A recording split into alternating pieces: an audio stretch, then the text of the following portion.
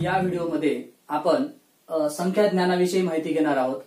पहिल्यांदा आपण संख्येचे वाचन कशा पद्धतीने करावे हे पाहूया।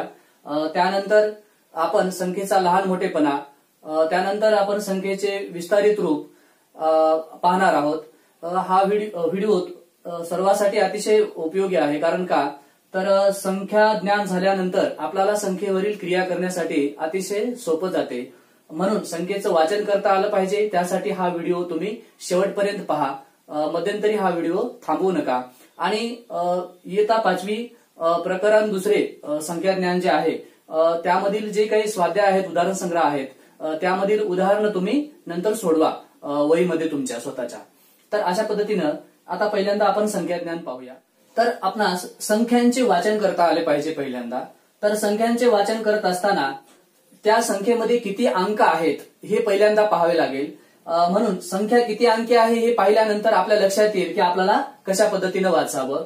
तर आपल्या या इयत्तेमध्ये तुम्हाला 10 अंकी संख्यांचे वाचन करता आलं पाहिजे। म्हणजे 1 वर 9 शून्य असलेली संख्या ही 10 अंकी असते। तर म्हणजे अब्जपर्यंतच्या संख्या आपल्याला वाचता आल्या पाहिजेत इयत्ता 5वी पर्यंत। आणि त्यानंतर इयत्ता 6वी 7वी साठी तर पुढे त्यापेक्षाही मोठ्या संख्या वाचता आल्या पाहिजे। या ठिकाणी मी एक संख्या घेतलेली आहे।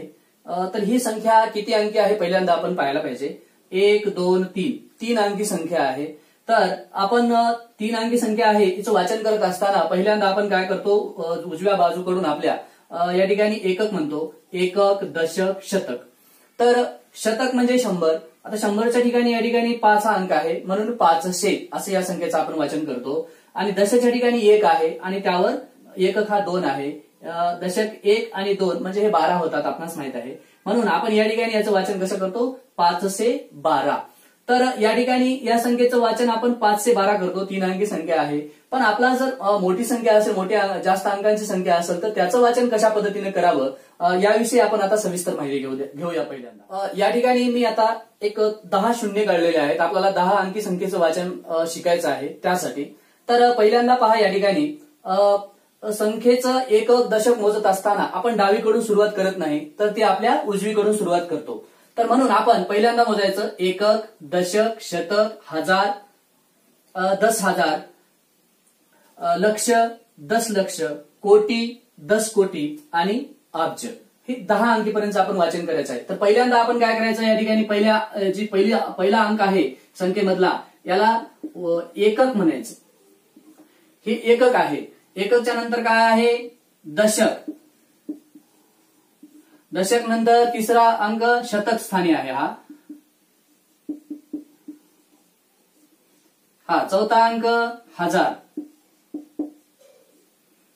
हा 10,000।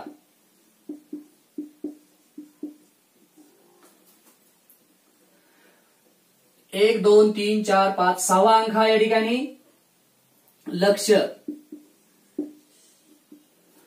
हा 10 लक्ष।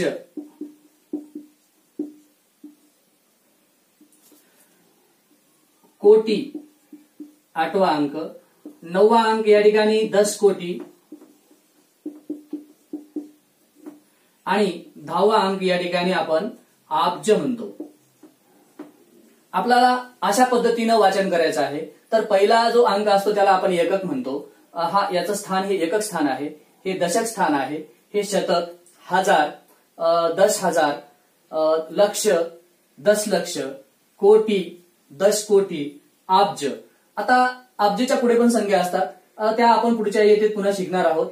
तर तोपर्यंत आपण अब्जपर्यंत शिकूया। तर वाचन या ठिकाणी अशा पद्धतीने करायचं की एकक स्थानी असेल तर त्याला एकक म्हणतो आपण, दशक, शतक। 3 अंकी संख्या असेल तर आपण शतक पासून सुरुवात करतो त्या संख्येचं वाचन, आताच आपण पाहिलं। आणि मग हजार असेल, 4 अंकी संख्या असेल तर त्याला पहिल्यांदा आपण हजार असं म्हणून ती संख्या आपण सुरुवात करतो वाचायला। तर अशा पद्धतीनं हे स्थानिक, त्याला काय म्हणायचं, प्रत्येक स्थानावर जर अंक असेल त्या स्थानावर, तर त्याचं वाचन कोण्या पद्धतीने करायला पाहिजे हे आपल्याला यापासून आपल्या लक्षात येते। तर आता आपण काय करूया, प्रत्यक्ष संख्यांचे वाचन या ठिकाणी पाहूया। या ठिकाणी मी 2 संख्या घेतलेल्या आहेत। या संख्यांचं आपण वाचन कसं करावं या ठिकाणी पाहूया। या 6 अंकी संख्या आहेत। तर पहिल्यांदा आपण एकक, दशक या ठिकाणी पाहूया मोजून, म्हणजे आपल्या लक्षात येईल की आपल्याला आपल्याला ह्या संख्येचं वाचन कशा पद्धतीने करता येईल ते. तर पहिल्यांदा बघा, उजवीकडून एकक मोजायला सुरुवात करायला पाहिजे. एकक, दशक, शतक, हजार, 10,000 आणि लक्ष. आता 6 अंकी संख्या आहे लक्ष. या लक्षच्या ठिकाणी 7 आहे, म्हणून या संख्येचं वाचन करत असताना आपल्याला लक्षच्या ठिकाणी एकच अंक आहे, म्हणून 7 लक्ष असं आपल्याला या ठिकाणी पहिल्यांदा वाचन करावं लागेल. आणि दशक 10,000च्या ठिकाणी 6 आहे आणि हजारच्या ठिकाणी 5 आहे, म्हणजे या ठिकाणी दोन्ही मिळून हे दोन संख्या मिळून 65 ही संख्या बनते. आणि मग आपल्याला 7 लक्ष पहिल्यांदा याचं वाचन केल्यानंतर याच्या पुढे आपल्याला 65 ही संख्या मिळते आणि ते हजारच्या ठिकाणी आहे 65, म्हणून या ठिकाणी 65,000. आता बघा, शतकच्या ठिकाणी 3 आहे म्हणून 300.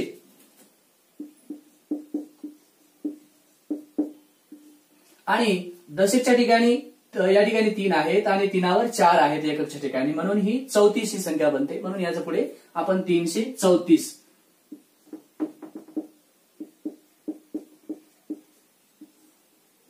अशा पद्धतीनं आपण अशा संख्यांचं वाचन करायला पाहिजे.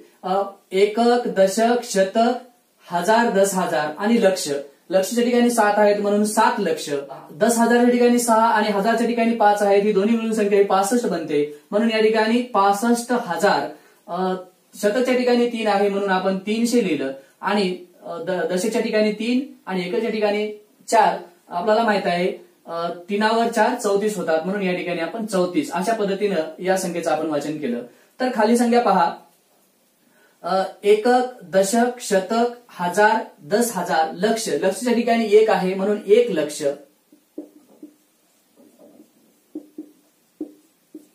आता 10,000च्या ठिकाणी 5 आहेत आणि हजारच्या ठिकाणी 0 आहे, म्हणजे 5वर 0 50 होतात, म्हणून 50,000.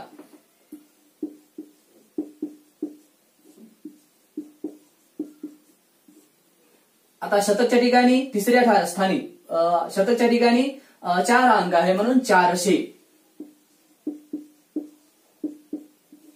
आणि दशकच्या ठिकाणी 3 आहेत आणि एककच्या ठिकाणी 7 आहे. 3वर 7 37 होतात, आपणास माहित आहे, म्हणून या ठिकाणी 37. अशा पद्धतीनं आपल्याला 6 अंकी संख्याचं वाचन करता येते. 6 अंकी संख्या ही लक्ष पासून सुरुवात होते, हे लक्षात ठेवा. इथं 7 लक्ष आहे, इथं 1 लक्ष आहे. अशा पद्धतीनं 6 अंकी संख्या ही लक्ष पासून सुरुवात होते आणि त्याच्या पुढे जे अंक आहेत त्या पद्धतीने आपण वाचन करायला पाहिजे. अशा पद्धतीनं पहिल्यांदा एकक, दशक, शतक, हजार, 10,000, लक्ष, 10 लक्ष हे आपण मोजून घ्यायचं, किती अंकी संख्या आहे बघायचं आणि त्याच्यानंतर आपण वाचायला सुरुवात करायचं. आता आपण 7 अंकी संख्या, 8 अंकी संख्या आणि 9 अंकी संख्याचे वाचन पाहूया या ठिकाणी. तर बघा, पहिल्यांदा संख्या वाचन करत असताना आपण आपल्या उजवीकडून या ठिकाणी एकक, दशक मोजायला सुरुवात करायला पाहिजे. एकक, दशक, शतक, हजार, 10,000, लक्ष, 10 लक्ष. आता 10 लक्ष आले या ठिकाणी. संख्या किती अंकी आहे बघा, 1 2 3 4 5 6 7 7 अंकी संख्या आहे ही. आणि या ठिकाणी 10 लक्ष आलेला आहे. 10 लक्षच्या ठिकाणी 6 आहेत आणि लक्षच्या ठिकाणी 5 आहेत. 6वर 5 आपल्याला 65 होतात माहित आहे, म्हणून ही 65 लक्ष. या दोन्हीला एकत्र मोजायचं, 10 लक्ष आणि लक्ष हा जो अंक आहे, तर या ठिकाणी दोघाला एकत्र मोजायचं आणि आपण लिहायचं खाली लिहित असताना 65 लक्ष. पुन्हा एकक, दशक, शतक, हजार, 10,000. 10,000च्या ठिकाणी 2 आणि हजारच्या ठिकाणी 7. अशा पद्धतीनं 2वर 7 27,000. 27,000. आता शतकच्या ठिकाणी 5 आहेत म्हणून 500. आणि समोर 1वर 2 12, 512. अशा पद्धतीनं आपण 7 अंकी संख्या वाचन करायला पाहिजे. तर आता 8 अंकी संख्येचं वाचन पहा. आता 8 अंक आहेत, खाली मोजा. 1 2 3 4 5 6 7 8 8 अंक आहेत. एकक, दशक, शतक, हजार, 10,000, लक्ष, 10 लक्ष, कोटी. बघा आता 8 अंकी संख्या झाली तर लक्षच्या समोर गेलो आपण आता. आणि आता पहिल्यांदा या ठिकाणी शेवटचा अंक या ठिकाणी कोटी या ठिकाणी येत आहे, म्हणून कोटीच्या ठिकाणी 9 आहे, म्हणून आपण पहिल्यांदा 9 कोटी असं लिहायचं लगेच किंवा वाचायचं 9 कोटी। आता समोर एकक, दशक, शतक, हजार, 10,000, लक्ष, दशलक्ष, लक्ष आणि दशलक्ष ठिकाणी 22 येत आहेत म्हणून 22 लक्ष। एकक, दशक, शतक, हजार, 10,000, आता 10,000च्या ठिकाणी 0 आहे आणि 1000च्या ठिकाणी सुद्धा 0 आहे म्हणून या ठिकाणी आता 0 असल्यावर आपण काही घ्यायचं नाही, त्याच्या समोरची संख्या पाहायची। एकक, दशक, शतक, शतकच्या ठिकाणी या ठिकाणी 3 आहेत म्हणून 300 आणि दशकच्या ठिकाणी काहीच नाही, एककच्या ठिकाणी फक्त 9 आहेत म्हणून पुढे आपण 309। अशा पद्धतीनं अशा संख्यांचं वाचन करायचं। ज्या ठिकाणी 0 येतो त्या ठिकाणी त्याचा अंकाचं वाचन करण्याची आवश्यकता नसते, त्या ठिकाणी फक्त आपण तो अंक भरून काढण्यासाठी त्या ठिकाणी 0 लिहित असतो, त्या ठिकाणी 0 आहे। तर पुढची संख्या पहा, 1 2 3 4 5 6 7 8 9 अंकी संख्या आहे या ठिकाणी। तर आता एकक, दशक पहिल्यांदा मोजून घेऊ आपण। एकक, दशक, शतक, हजार, 10,000, लक्ष, दशलक्ष, कोटी, 10 कोटी। आता 10 कोटी म्हणले की त्या ठिकाणी 10च्या पुढे कोटीमध्ये संख्या येणार आहे आणि या ठिकाणी 10 कोटीच्या ठिकाणी 3 आणि कोटीच्या ठिकाणी 7 आहेत म्हणून 3 वर 7 37 कोटी असं आपण या ठिकाणी याचं वाचन करायला पाहिजे आणि लिखाण करायला पाहिजे। 37 कोटी। आता लक्षच्या ठिकाणी 12 आहेत तर एकावर 2 12 बरं का। एकक, दशक, शतक, हजार, 10,000, लक्ष, दशलक्ष। आता दशलक्षच्या ठिकाणी 1 आणि लक्षच्या ठिकाणी 2, एकावर 2 12 म्हणजे काय 12 लक्ष आणि 10,000च्या ठिकाणी 0 आहे आणि फक्त हजारच्या ठिकाणी 3 आहेत म्हणून 3,000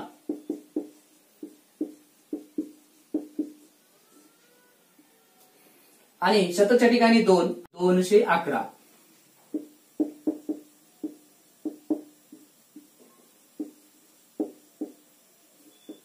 तर अशा पद्धतीनं आपण 9 अंकी संख्येचं 7 अंकी 8 अंकी आणि 9 अंकी संख्येचं वाचन करतो। तर पहिल्यांदा एकक, दशक मोजून घ्या, संख्या किती अंकी आहे ते पहा आणि त्यानंतर वाचन करा किंवा अंक अक्षरात लिहायला सांगितले असले तरी आपण अशा पद्धतीने अक्षरामध्ये लिहायला पाहिजे आणि अक्षरातली संख्या अंकात लिहा म्हणलं तर ह्यालाच बदलून आपल्याला अंकामध्ये सुद्धा लिहिता येते। 10 अंकी संख्येचं वाचन पाहूया। तर पहिल्यांदा मोजून घ्या किती अंक आहेत ते 1 2 3 4 5 6 7 8 9 10। तर 10 अंकी संख्या आहे ही। मग आपण पहिल्यांदा उजवीकडून आपल्या एकक, दशक मोजायला सुरुवात करायचे। एकक, दशक, शतक, हजार, 10,000, लक्ष, दशलक्ष, कोटी, 10 कोटी आणि अब्ज। आता 10 अंकी संख्या म्हणलं की त्या ठिकाणी अब्जपर्यंत जात आहे। तर अब्जच्या ठिकाणी 7 आहेत म्हणून आपण पहिल्यांदा 7 अब्ज द्यायचं, 7 अब्ज। तर एकक, दशक, शतक, हजार, 10,000, लक्ष, दशलक्ष, कोटी, 10 कोटी। आता कोटी आणि 10 कोटीच्या ठिकाणी काय येत आहे, दोन्ही अंकाचा विचार करायचा, 10 येत आहेत म्हणून 10 कोटी।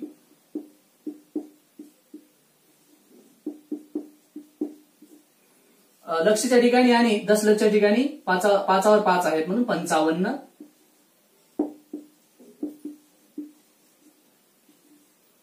लक्ष, लक्ष किंवा लाख, 55 लक्ष। आणि एकक, दशक, शतक, हजार, 10,000, हजार आणि 10,000च्या ठिकाणी 2वर 5 येत आहेत म्हणून 25,000।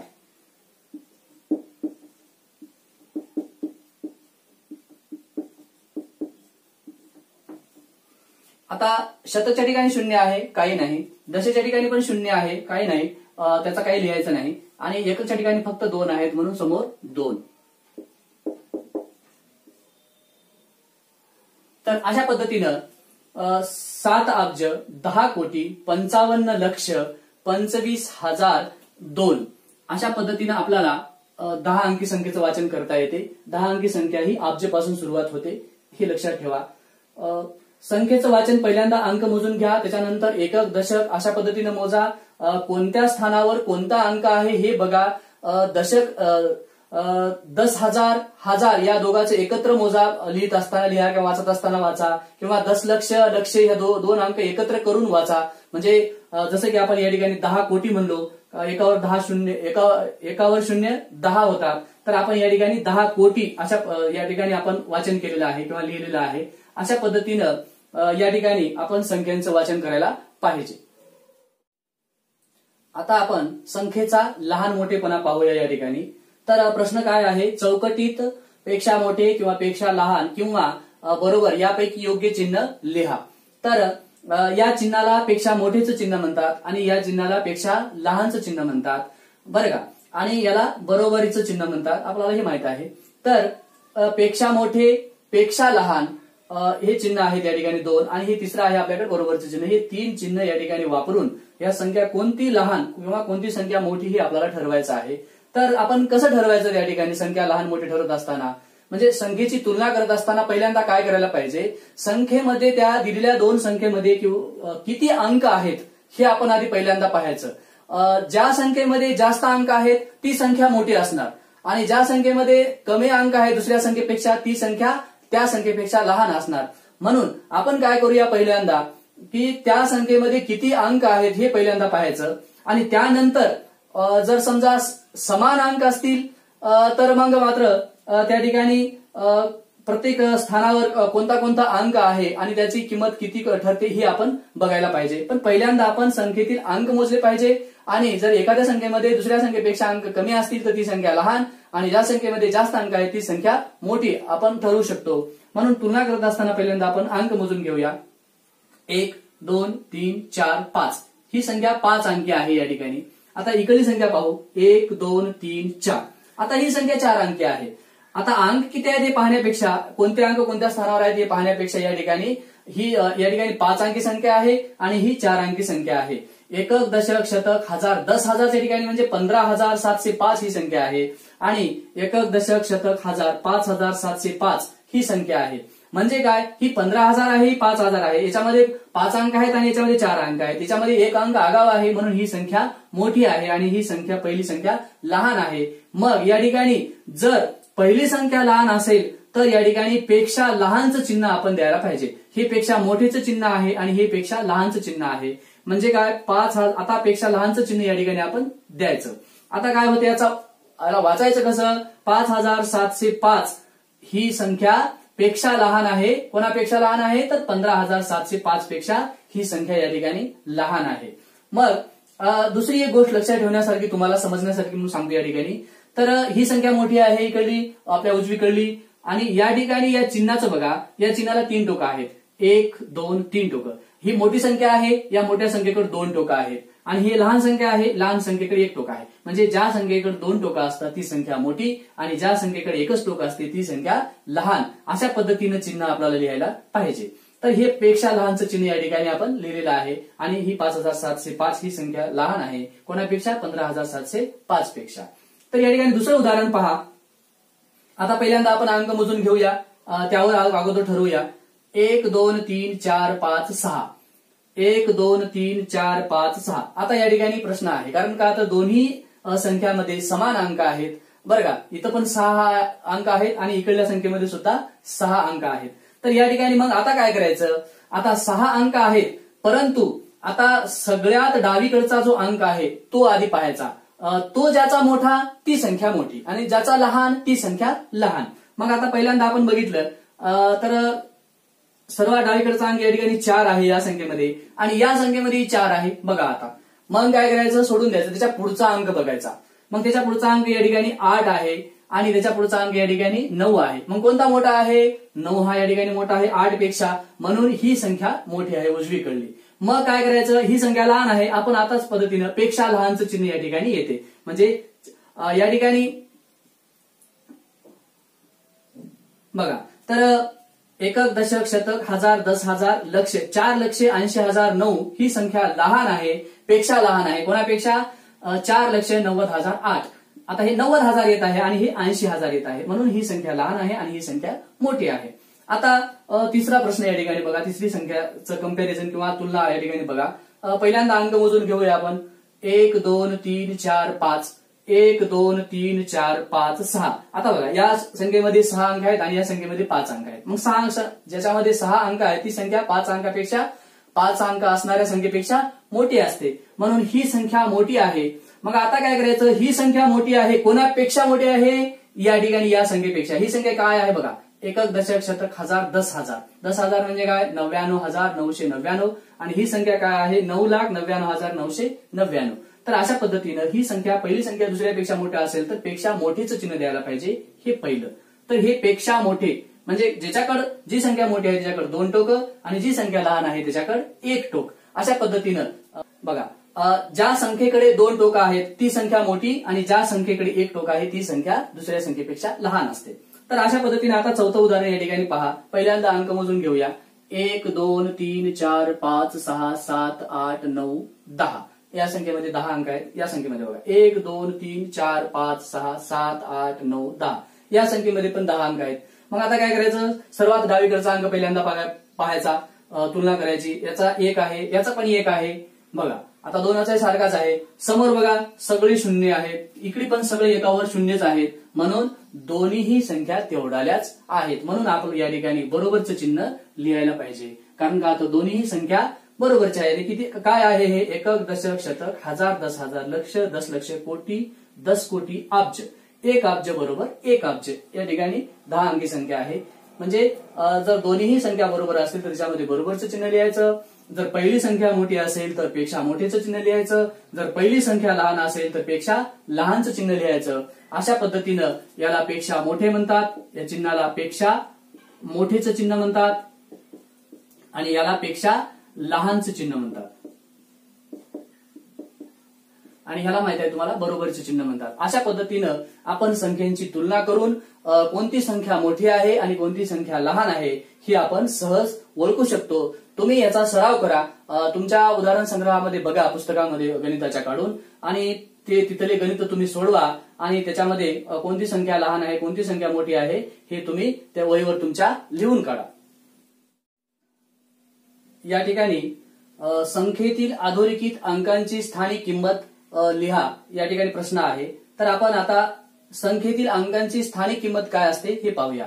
आता स्थानिक किंमत कशाला म्हणतात हे पहिल्यांदा तुम्ही लक्षात घ्या की अंकांना त्याच्या संख्येतील स्थानामुळे प्राप्त होणाऱ्या अंकांच्या किमतीला त्या ठिकाणी स्थानिक किंमत म्हणतात. लक्षात आलं का? त्या संख्येतील अंकांच्या स्थानामुळे त्या अंकाला प्राप्त होणाऱ्या त्याच्या किमतीला त्या ठिकाणी स्थानिक किंमत असं म्हणतात. म्हणजे त्याच्या स्थानावरून, त्याच्या ठिकाणावरून जी किंमत त्याला प्राप्त होते त्या किमतीला आपण स्थानिक किंमत असं म्हणतो. तर या ठिकाणी बघा संख्या आहे एकक दशक शतक हजार 10,000 लक्ष 10 लक्ष म्हणजे 14,95,210 ही संख्या आहे या ठिकाणी. तर या ठिकाणी 4च्या खाली अधोरेखित आपण केलेलं आहे किंवा प्रश्नामध्ये आहे. तर 4ची स्थानिक किंमत काय आहे त्याला ते आपल्याला पाहायचं आहे. तर स्थानिक किंमत काढत असताना आपणास माहित आहे एकक दशक शतक हजार 10,000 लक्ष म्हणून याची स्थानिक किंमत या ठिकाणी 4 लक्ष होत आहे. या ठिकाणी लक्ष लिहायचं. लक्ष ही संख्या 6 अंकी असते. 1 2 3 4 5 6 अशा पद्धतीनं एकक दशक शतक हजार 10,000 लक्ष 4 लक्ष या अंकाची स्थानिक किंमत आहे 4ची. आता या ठिकाणी आता दुसरे एक तुम्हाला सोपी पद्धत सांगतो. जो अंक आहे त्याच्या पुढे जेवढे अंक आहेत पुढे बाकीचे तेवढे शून्य त्या अंकाच्या समोर द्यायचे. हा सोपा पर्याय पण आहे या ठिकाणी की जसं की आता 1 2 3 4 5 अंक समोर आहेत म्हणून या ठिकाणी 1 2 3 4 5 शून्य आपण 4 वर दिले. तीच पद्धत येते. तुम्ही मोजून करू शकता किंवा जो अंक आहे त्याच्या समोर जेवढे अंक आहेत दशांश नसेल तरच हा नियम लागू पडतो बरं का. तर या ठिकाणी 4च्या पुढे 5 संख्या आहेत म्हणून आपण 4 वर 5 शून्य या ठिकाणी दिले आणि या ठिकाणी 4ची किंमत स्थानिक किंमत 4 लक्ष अशी होत आहे या संख्येमध्ये. तर आता खाल्ल्या संख्येमध्ये आपण बघा 5 ही अधोरेखित संख्या आहे आणि या संख्येची स्थानिक किंमत काय आहे ते आपण पाहू. एकक दशक शतक हजार 10,000 10,000च्या ठिकाणी ही संख्या आहे. म्हणजे काय 10,000 म्हणजे हजारच्या पुढची संख्या. तर या ठिकाणी समोर किती अंक आहेत 1 2 3 4 तर 4 शून्य देऊन टाका. 1 2 3 4 अशा पद्धतीनं ही या संख्येची 5ची स्थानिक किंमत झालेली आहे या संख्येमध्ये. तर आपल्याला स्थानिक किंमत काढता येते. पहिल्यांदा ती संख्या बघा, त्या संख्येच्या समोर किती अंक आहेत बघा आणि तेवढे शून्य त्या संख्येच्या अंकाच्या समोर दिले तर त्या अंकाची स्थानिक किंमत आपल्याला मिळते. पण त्यापुढे दशांश नसेल तरच हा नियम लागू पडतो. अन्यथा मग तुम्ही मोजून करू शकता. एकक दशक शतक हजार 10,000 लक्ष लक्षच्या ठिकाणी 4 आहेत म्हणून 4 लक्ष अशी किंमत आपण काढू शकतो. दोन्ही पद्धत आहे. ही सोपी पद्धत आहे. संख्येच्या समोर किती शून्य आहेत तेवढे किती अंक आहेत तेवढे शून्य आपण त्या संख्येच्या समोर दिले की आपल्याला त्या संख्येतील त्या अंकाची स्थानिक किंमत मिळते. आता आपण संख्या विस्तारित रूपात लिहायचं ते कसं लिहायचं ते पाहूया. तर संख्या विस्तारित रूपात लिहिणे म्हणजे काय? प्रत्येक अंकाची स्थानिक किंमत ती बेरजेच्या रूपामध्ये लिहिणे. प्रत्येक अंकाची स्थानिक किंमत आपण कशी काढावी आताच बघितलेलं आहे. तर मग काय करायचं, पण ते लिहित असताना बेरजेच्या स्वरूपात लिहायचं, पण ते डावीकडून पहिल्यांदा लिहायला सुरुवात करायचं, उजवीकडून नाही. तर या ठिकाणी बघा, या 7 आता एकक, दशक, शतक, हजार, 10,000, लक्ष, 7,84,500 ही संख्या आहे. तर ह्या संख्येचं विस्तारित रूप कशा पद्धतीने लिहायचं, तर पहिल्यांदा ही संख्या लिहा. हिची स्थानिक किंमत किती आहे? 1 2 3 4 5. 7 वर 5 शून्य, 1 2 3 4 5. तर या ठिकाणी 5 शून्य ही हिची स्थानिक किंमत झाली. म्हणजे आणि ती बेरजेच्या रूपामध्ये लिहायची. पुन्हा प्लस, पुन्हा त्याच्या पुढचा अंक घ्यायचा 8. 8च्या समोर किती अंक राहिले? 1 2 3 4. 8 घेतले, त्याच्यानंतर 1 2 3 4 झालं. त्याच्यानंतर प्लस मध्ये प्लस लिहा. त्याच्यानंतर ही 4 आहे. 4च्या पुढे किती अंक आहेत या संख्येमध्ये? 1 2 3. 3 अंक आहेत. मग 4 घ्या, त्याच्यासमोर 3 शून्य द्या. पुन्हा 5 आहेत. प्लस मध्ये 5 लिहा आणि 5च्या समोर किती अंक आहेत? 1 2 1 2. आता या ठिकाणी अंक आहेत पण शून्य आहेत. शून्याच्या पुढे याच्या समोर काही लिहायची गरज नाही. प्लस शून्य असं लिहायला पाहिजे, किंवा प्लस 2 शून्य प्लस असं लिहिलं तरी चालते, पण लिहायची गरज नाही. लिहिण्या गेलं तर बी वागते. तर अशा पद्धतीनं प्रत्येक अंकाची स्थानिक किंमत तेही बेरजेच्या रूपामध्ये लिहिणे, यालाच त्या संख्येचे विस्तारित रूप असे म्हणतात. हे या ठिकाणी मी तुम्हाला करून दाखवलेलं आहे पहिलं उदाहरण. तर आता दुसरं उदाहरण पहा. 1 2 3 4 5 6. तर 6 अंकी संख्या आहे ही. तर 9,03,17 अशी संख्या आहे. तर पहिल्यांदा 9चा आपण बघा स्थानिक किंमत लिहा. बरोबर 9च्या समोर 1 2 3 4 5. 5 शून्य त्या 9 वर 1 2 3 4 5. पुन्हा प्लस. आता बघा 9च्या समोर शून्य आहे, म्हणून या ठिकाणी शून्य लिहायची गरज नाही. आता त्याच्यासमोर शून्य आहे, त्याच्यासमोर या ठिकाणी 3 आहेत, म्हणून प्लस 3 ची स्थानिक किंमत किती येते? 1 2. 3 वर 2 शून्य द्या. आणि पुन्हा 1 ची स्थानिक किंमत 1 वर 1 शून्य. आणि 7 शेवटी जो एकक आहे तो जसा तसा लिहायचा, शेवटचा एकक. अशा पद्धतीनं या अंकाची स्थानिक किंमत ही विस्तारित रूप या ठिकाणी आपण काढलेलं आहे. तर स्थानिक किंमत त्या अंकाची लिहिली आणि ती बेरजेच्या रूपात लिहिली की त्या संख्येचं विस्तारित रूप आपल्याला मिळते. आपल्याला या विस्तारित रूपावरूनही संख्या तयार करता येते. अशा पद्धतीनं आपण संख्येचं विस्तारित रूप या ठिकाणी पाहिलेलं आहे. तर तुम्ही याचा सराव करा. तुमच्या पुस्तकातील जे काही उदाहरण संग्रह आहेत ते यावर आधारित तुम्ही उदाहरण संग्रह सर्व सोडवा. आता आपण दिलेल्या संख्येच्या विस्तारित रूपावरून संख्या आपल्याला तयार करायची आहे किंवा लिहायची आहे. तर या ठिकाणी हे संख्येचं दिलेलं एक विस्तारित रूप आहे. तर यावरून आपल्याला संख्या तयार करायची आहे, ती कोणती संख्या आहे ते. आता असं करत असताना पहिल्यांदा आपण डावीकडल्या संख्येचाच विचार करायला पाहिजे, जे विस्तारित रूपामध्ये संख्या आहे ती. तर पहिल्यांदा आपण पहिली ती संख्या लिहून ठेवायची. इथे खाली संख्या लिहिली. याच्यानंतर बघा 1 2 3 4 5 6 शून्य समोर आहेत. तर त्याच्या समोरची संख्या बघा 1 2 3 4 5 6. 6 अंकी आहे. म्हणजे 6 अंकी असेल तर ती संख्या पहिला जो अंक आहे त्या संख्येतील तो पहिला अंक या ठिकाणी जशाला तसा लिहू शकता. नसेल तर त्या ठिकाणी 5 अंकी जर ही संख्या असेल तर या ठिकाणी मध्यंतरी शून्य लिहावा लागतो. म्हणजे ते अंक पूर्ण अंक भरून काढले पाहिजे. तर या ठिकाणी 6 शून्य आहेत समोर, म्हणून दिलेली संख्या समोरची सुद्धा 6 अंकी आहे, म्हणून ते पहिला अंक आपण या ठिकाणी लिहिलेला आहे. आता या संख्येच्या समोर बघा 1 2 3 4 5 शून्य उरलेले आहेत, म्हणजे 5 अंक या ठिकाणी आले पाहिजे समोर. तर या ठिकाणी पुढची संख्या बघा 1 2 3 4 5. 5 अंकी आहे, मग हा अंक डायरेक्ट आपण या ठिकाणी लिहू शकतो. तर 6. तर त्याच्या पुढे बघा 1 2 3 4 शून्य आहेत 6 वर. तर इथं बघा 4 अंकी संख्या आहे का? 1 2 3 4 अंकी संख्या आहे, मग ही 9 त्याच्या समोर आपण लिहू शकतो. 9 वर 3 शून्य आहेत आणि इथं 3 अंकी संख्या आहे, म्हणून हे 5 सुद्धा आपण डायरेक्ट या ठिकाणी लिहू शकतो. आणि 5 वर 2 शून्य आहेत, ही 2 अंकी संख्या आहे, म्हणून या ठिकाणी 1 लिहू शकतो. आणि समोर या ठिकाणी 1 अंकी संख्या उरली आहे, ती आपण जशाला तशी लिहू शकतो. अशा पद्धतीनं या ठिकाणी आपण संख्या तयार केलेली आहे। ही संख्या बघा, एकक, दशक, शतक, हजार, 10,000, लक्ष, 10,00,000 म्हणजे 23,69,517 या ठिकाणी संख्या आहे। या ठिकाणी बघा 20 लाख हे आहेत आणि हे 3 लाख आहेत। 20 आणि 3 23 लाख होतात। आपण या ठिकाणी 23 लाख आलेले आहेत।